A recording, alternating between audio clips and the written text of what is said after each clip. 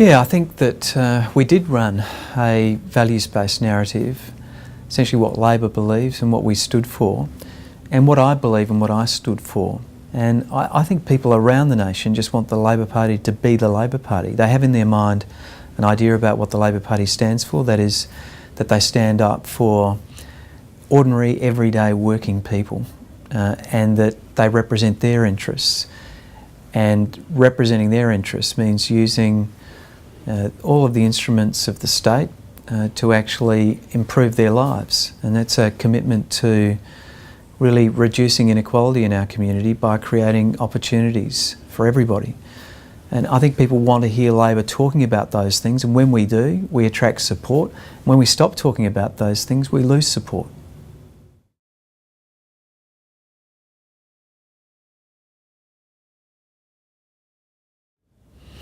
Well, I think each state needs to consider their own political and social and economic circumstances. I mean, I think it's a mistake to try and copy other jurisdictions. I think you really need to understand what's happening in your state at this time, and obviously listen to what ordinary everyday people in each of these states and territories are saying to you about what they need.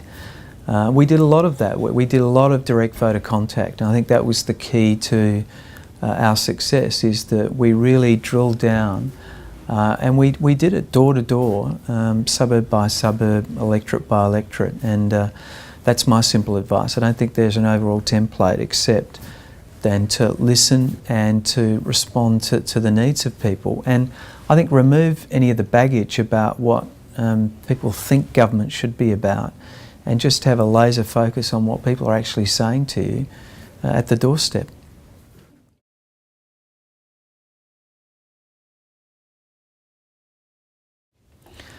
Well, I think there's a crisis in democracy. I think most people actually think that governments can't make a difference. I think they think that large powerful forces, whether they be large international corporations, large powerful interests in community, are the ones that dominate the public policy process. And so what we have to do is to create in the minds of our citizens the idea that you can actually make a difference. So we've been experimenting with a range of participatory democracy tools like citizens' juries. I've talked about the need to debate and decide rather than announce and defend, which is what we traditionally do. We come up with what we think is a big answer to a difficult problem, and then we just impose it on people and hope that they pay credit to it. But we don't involve people in the decisions that affect their lives. And I think the more we can do this, the more confidence people have that you can make a difference, and then confidence will begin to grow in politicians and politics. But it is at an all-time low, and we do have to renovate our democracy, and we've been spending a lot of time thinking about how we can do that.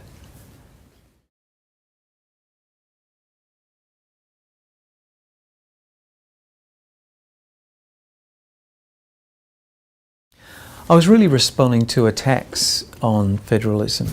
I was just responding to the suggestion that we should remove the principle of horizontal fiscal equalisation, which is a financial tool which essentially means that states that have the means are able to contribute more and to states that have greater needs. So it's just simply the principle that wherever you live in Australia, you should expect the same level of service. That's what it means to have a nation, rather than a series of competitive units. And I was also attacking what I thought was some of the intellectually and morally bankrupt arguments that were advanced by some of the larger states like Western Australia, who had actually been a net receiver of resources from the Commonwealth until 2006.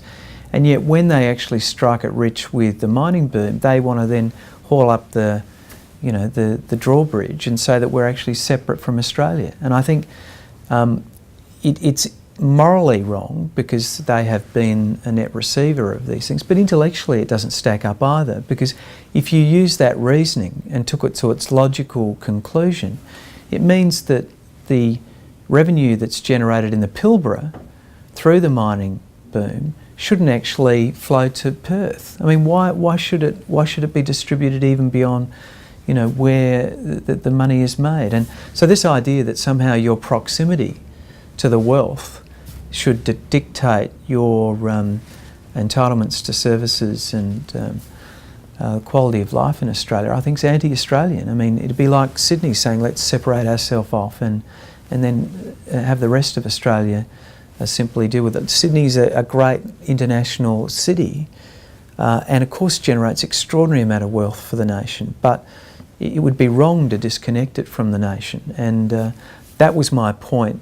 We came together at the turn of the last century for the purposes of creating this economic union, and there are now people that want to break it apart in their own self-interest. I think it's morally and intellectually bankrupt.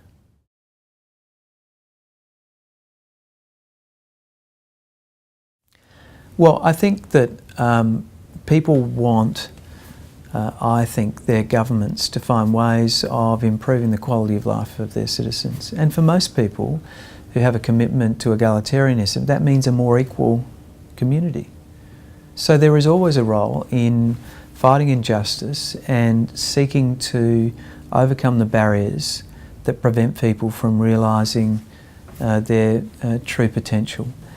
And while we have a very unequal society, there is much more work to be done. So there's always going to be value in these great progressive ideas. I mean, we've just seen them in the last few years, incredibly important ideas such as the National Disability Insurance Scheme. That great group of Australian citizens that have been left behind because their disability has not been supported to allow them to fully participate in the life of our community. And we've got a very unequal education system. We've got a great education system, but it has a very steep gradient where some of the less well-off students in less well-off schools are not attaining the same standards of students in wealthier suburbs, in wealthier schools. And the Gonski reforms, the Better School Plan, is about addressing that. They're two very big progressive ideas.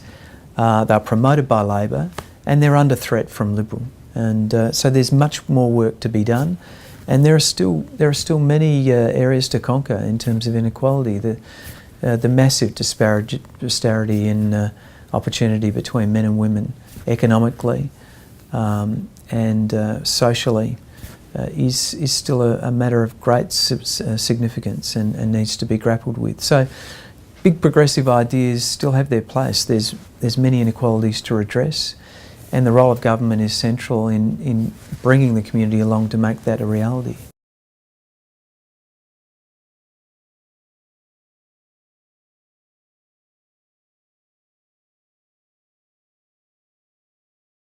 Well, I've always understood Fabianism to be sort of gradualism, so that the role of the state through the process of debate and discussion using democratic means to achieve gradual change.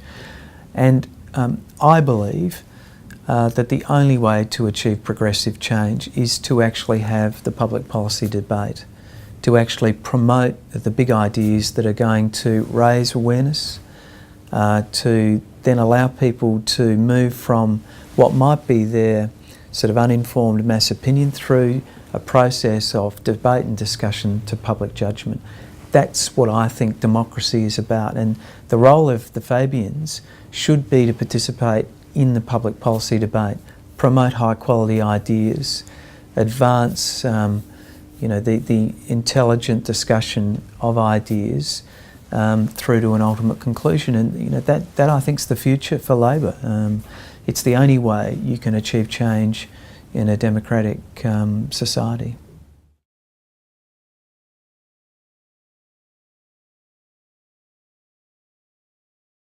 Well, the Labor Party's been left with a piece of essentially industrial age structure in terms of its party apparatus. I mean, the Labor Party was essentially formed out of the trade union movement. It was the political wing of the trade union movement. And that made a whole lot of sense when 80% of the workforce was industrial labour, and a very high proportion of industrial labour was unionised. So it was a simple transition to say that the Labor Party represented its trade union base. It then had a mass-based democratic mandate to be a political party. Now, of course, industrial labour is less than 20% of our economy, and so whereas we still have essentially an industrial age party structure. Now, the challenge for us is how we retain that leadership role of the trade union movement, which is central to our identity, but at the same time also recognise that people don't now necessarily identify themselves according to their relationship to the means of production. People don't necessarily say easily that I am a worker, that's my cultural identity. They're more likely to say I'm a surfer or I'm a footballer, or people are more likely to define themselves by their relationship to their consumption than by their relationship to the means of production. And so we need to have a structure in our party that actually understands that people will identify themselves in those different ways. And the party's been doing that. I mean, there are, you know, the Rainbow Coalition, Rainbow Labour, where people identify themselves in relation to their sexual identity, or Green Labour, where people identify themselves in relation to their views about our natural environment. So the party has been progressing. And of course feminism, which is another great movement within the Labor Party. People identify themselves in relation to that political movement. So we need to find new ways in which people can express themselves, and that finds its representation in the structures of our party.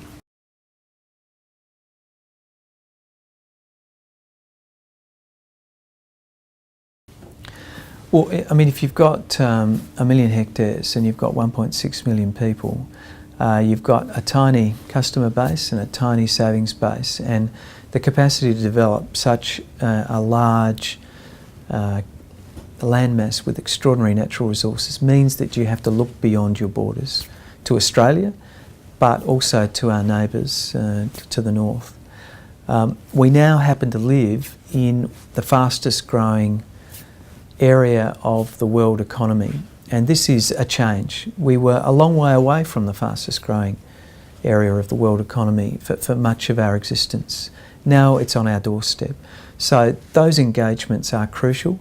We're fortunate to enjoy long-standing relationships by virtue of some visionary leaders, including Don Dunstan, that understood that South Australia did need to have a strong internationalist flavour if it was to succeed in a changing and increasingly globalised world.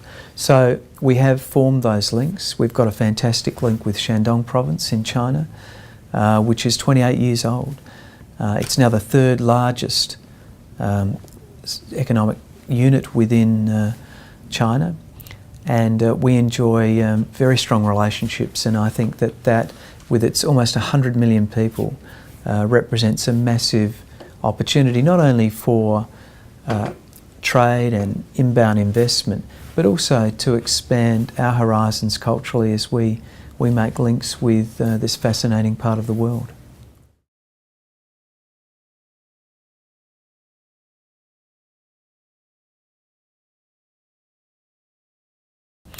Look, I think there are always interests that are being brought to bear on political decision making, and it's the job of politicians to listen to those interests and to weigh them up and make judgment. I think the critical issue here is that always to be guided by what is in the public interest, not to be unduly influenced by something which may be directed at the wrong reasons, and a wrong reason would be a political donation.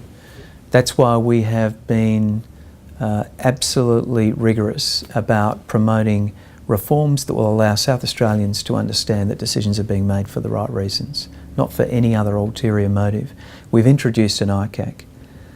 We've introduced public financing for political parties and donation reform. And we intend to have a further tranche of reform in this area so that there can be no doubt that all of the decisions that are made by our politicians are made for the right reasons. I have no reason to believe that there's systemic corruption in South Australia, but it would be naive to think that pressures are not brought to bear, and we need to ensure that our democracy is fit for purpose so that it can resist any of those temptations that might come before key decision makers within the bureaucracy or within government. Yeah, I mean, obviously people like Don Dunstan and Gough Whitlam brave leaders that took on, to some degree, public opinion, were prepared to lead, but also had just a love of ideas, that they understood that ideas can change the world, and our job is to promote them and have the arguments and make South Australia, make the nation a better place to live.